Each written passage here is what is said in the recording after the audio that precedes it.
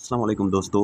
Class 7 general science chapter number 1 जिसका नाम है ह्यूमन ऑर्गन सिस्टम। इसमें दो मेन टॉपिक थे, एक था डाइजेस्टिव सिस्टम और दूसरा था रेस्पिरेटरी सिस्टम।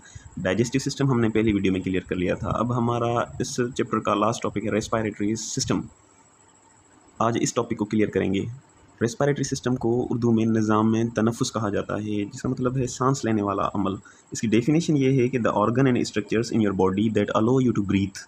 एक ऐसे ऑर्गन और ऐसा स्ट्रक्चर है जो आपकी बॉडी को अलो करे, परमिशन दे सांस लेने के लिए। ऐसे इस निज़ाम को रेस्पिरेटरी सिस्टम कहा जाता है, निज़ाम में तनफ़ुस कहा जाता है। इसमें कौन कौन से ऑर्गन्स मौजूद होते हैं, जैसे लंग्स हो गया, नोज़ हो गया, माउथ हो गया, और ऐसा स्ट्रक्चर जो इन ऑर्गन्स को आपस में मिलाए। तो ये सब ऑर्गन्स इसमें मौजूद होते हैं। अच्छा, आप थोड़ा इस प्रोसेस को समझिएगा कि कैसे रेस्पिरेटरी सिस्टम काम करता है। जब हम सांस लेते हैं तो हम ऑक्सीजन जो है एब्जॉर्ब करते हैं। ऑक्सीजन जब हम एब्जॉर्ब करते हैं किसके थ्रू? रेस्पिरेटरी सिस्टम के थ्रू। और हम जो खाना खाते हैं वो हम डाइजेस्टिव सिस्टम के थ्रू फूड जो है वो अंदर लेते हैं। फूड जो है ग्लूकोज बन जाता है और रेस्पिरेटरी सिस्टम के थ्रू हमें ऑक्सीजन मिलता है। जब सेल्युलर रेस्पिरेशन होती है तो उसमें ग्लूकोज जो है ऑक्सीजन की मौजूदगी में जो ब्लड में एब्जॉर्ब हो जाता है। इस पूरी इक्वेशन में आपको समझाया गया है कि ग्लूकोज कहाँ से आया, हम जो फूड खाते हैं डाइजेस्टिव सिस्टम के थ्रू, और ऑक्सीजन जो हम रेस्पिरेटरी सिस्टम के थ्रू लेते हैं। ये जब हम अमल करते हैं तो हमें क्या क्या रिसीव होता है? हमें कार्बन डाइऑक्साइड मिलता है, वाटर मिलता है और एनर्जी मिलती है। एनर्जी हमारे काम की होती है, बाकी ये दोनों वेस्ट मटेरियल के तौर पर काम आते हैं।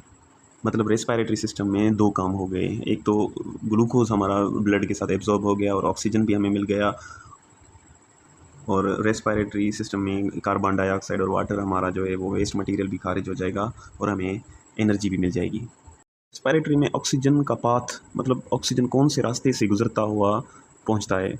जैसे पहले नोस्ट्रिल्स से स्टार्ट होता है, फेरिंग्स, फेरिंग्स के बाद लेरिंग्स, ट्रेकिया, ब्रोंकाई, ब्रोंकियल्स, उसके बाद एल्वियोलाई तक पहुंचता है। एल्वियोलाई के बाद क्या प्रोसेस होता है, तो यहाँ पर मैंने थोड़ा ड्रा किया है कि ये हमारा एल्वियोलाई है। यहाँ तक पहुंचकर उसके बाद क्या होता है, उसको ब्लड कैपिलरीज जो हैं ऐसे कवर की हुई होती हैं, वो क्या करती हैं, ऑक्सीजन जो है इन होता है इसके अंदर, कैपिलरीज़ के अंदर। फिर ये इस साइड जाता है हार्ट की तरफ। हार्ट क्या करता है, पूरी बॉडी में ऑक्सीजन के साथ ब्लड को भेजता है, और वापस जब आता है तो कार्बन ऑक्साइड लेकर आता है। कार्बन ऑक्साइड तो कार्बन डाइऑक्साइड फिर आउट होता है यहाँ से। एल्वियोलाई ऑक्सीजन देता है कैपिलरी को, और कैपिलरी से कार्बन डाइऑक्साइड वापस लेता है। ये इसका अमल है। इसको गैसियस एक्सचेंज भी कहते हैं, ये हमने पहले पढ़ लिया। अच्छा, यहाँ पर आए, क्या कहता है कि रेस्पिरेशन इन्वॉल्व्स टू प्रोसेसेस, एक ब्रीथिंग और दूसरी गैसियस एक्सचेंज।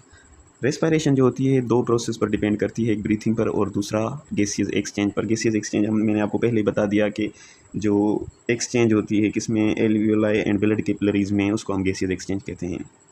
तो ब्रीथिंग की बात करें तो ब्रीथिंग में क्या कहता है, breathing is a physical process in which oxygen is taken inside the body and carbon dioxide is given out from the body. Breathing में क्या होता है कि हम ऑक्सीजन जो है वो बॉडी के अंदर लेते हैं और कार्बन डाइऑक्साइड जो है बॉडी के बाहर भेजते हैं।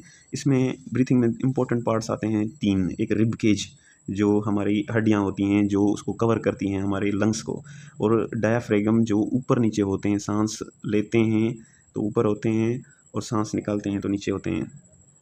उसके बाद थोरेसिक कैविटी, ये भी हमारे काम आती है, ये इंपॉर्टेंट पार्ट है। उसके बाद ब्रीथिंग के अंदर भी दो प्रोसेस होते हैं।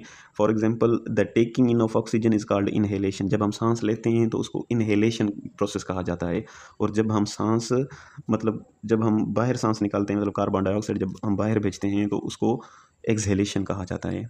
ये मतलब पूरा टॉपिक था रेस्पिरेटरी सिस्टम का, जिसमें हमने रेस्पिरेटरी सिस्टम पढ़ा, उसके बाद उसकी इक्वेशन को देखा और पाथ देखा, पाथवे ऑफ ऑक्सीजन, और जो ब्रीथिंग को पढ़ा और गैसियस एक्सचेंज को भी पढ़ा। ये इसको यहाँ पर हमारा टॉपिक कंप्लीट होता है। उसके अलावा रेस्पिरेटरी सिस्टम के डिसऑर्डर भी होते हैं, जैसे हमारा अस्थमा हो गया, कोल्ड हो गया, जैसे नज़ला ज़ुकाम हो जाए, और टीबी हो जाती है। ये तो थ्योरेटिकल सब्जेक्ट हैं, ये तो आपको खुद समझ जाएंगे।